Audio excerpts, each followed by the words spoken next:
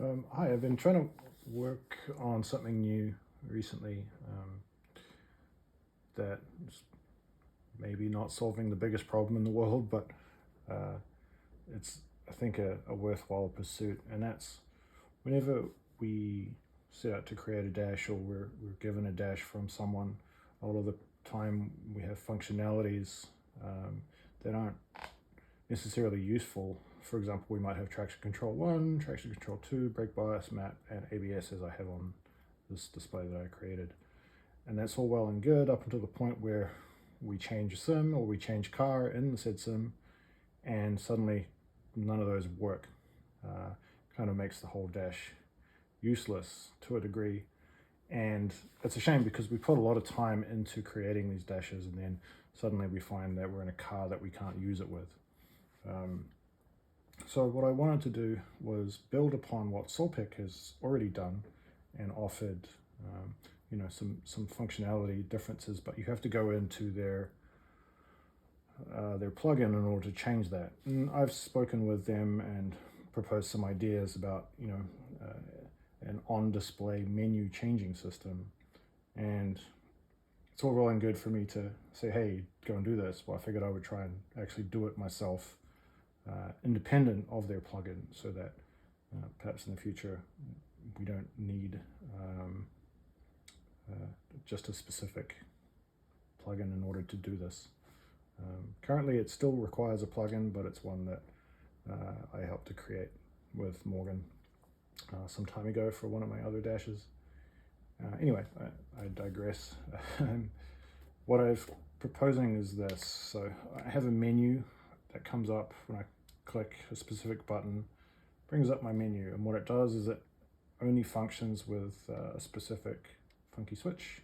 And in this case it's the left one, and it enables me to select between the 5 boxes that I have displayed on my dash. What I can then do is say, for example, this setup here is great for iRacing GT3s, but not so great for one of the LMDH cars or a Formula car. So what this does is I can now scroll through a set collection of values. So if I'm in a LMDH and I want to use front ARB and rear ARB, I can select those, brake bias, maybe deploy, and then perhaps e-brake, for example. Exit out, and now those functions are now shown below, and they would be correct in the sim. Again, if I jump into Sera Corsa Competizione, those functions aren't going to be so useful. So I could then say, hey, I want ABS or traction control 2 there. I want brake bias there, and I want to change that one to throttle shaping, and or map, ABS, and I want traction control 2 over here,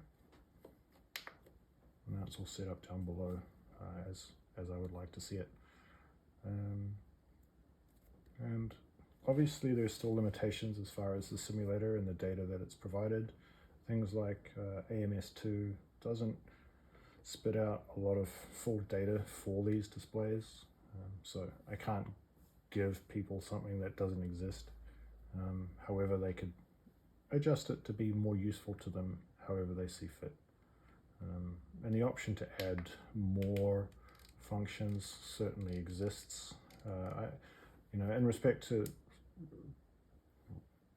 and with respect to what Solpic is doing, they have a bunch of other stuff like heart rate monitor and other assorted functions and features, but I thought I would first try and stick with the ones that are throughout most sims, and go down that route.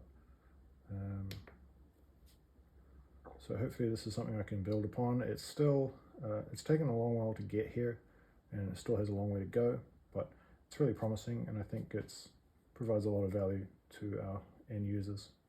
And even for myself, it's kind of nice to be able to get in a car, do some practice laps and be like, oh, I didn't actually change those, so I can then do it on the fly, adjust them to what I want it to be, and get going. And so, for me, that's pretty valuable.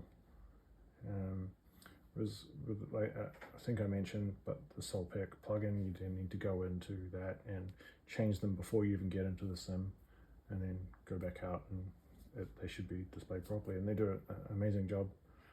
I just wanted to build upon what they did and make it maybe a little bit more user-friendly. So, work in progress.